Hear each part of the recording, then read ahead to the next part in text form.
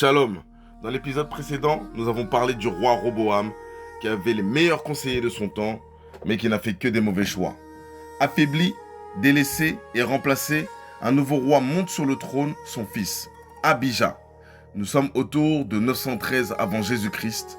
Il devient roi de Juda, mais une question se pose immédiatement. Va-t-il apprendre des erreurs de son père ou les répéter? Car au nord, Jéroboam est toujours roi d'Israël. Et entre les deux royaumes, la guerre continue. Abijah décide de ne pas fuir. Il se tient sur une montagne et lance un message puissant à son ennemi. Il rappelle une vérité essentielle. Le royaume appartient à la descendance de David. Il accuse Israël d'avoir abandonné Dieu, d'avoir fabriqué des idoles, d'avoir rejeté les vrais sacrificateurs. Et il affirme une chose. Nous, à Juda, nous n'avons pas abandonné Dieu.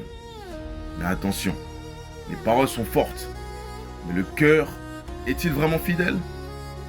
La bataille commence. Jéroboam tend une embuscade. Abijah est encerclé. Tout semble perdu. Mais à ce moment précis, les hommes de Juda crient à Dieu. Les prêtres sonnent de la trompette. Et là, tout bascule. Dieu intervient. Israël est frappé. Jéroboam est vaincu. Une grande victoire pour Abijah. Il prend plusieurs villes et renforce son pouvoir. Mais malgré cette victoire, la Bible nous montre une réalité plus nuancée. Abijah n'a pas marché pleinement avec Dieu. Son cœur n'était pas entièrement droit. Une victoire extérieure, mais une fidélité intérieure incomplète. Et sa vie personnelle? Abijah a eu 14 femmes et de nombreux enfants. Une descendance assurée, mais un héritage spirituel fragile.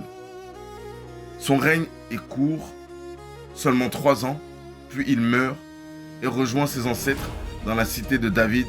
Mais l'histoire ne s'arrête pas là. Son fils Asa prend sa place et cette fois, un roi différent arrive. Un roi qui va chercher Dieu réellement. Alors dis-moi, est-ce que Asa va réussir là où son père a échoué? La suite au prochain épisode.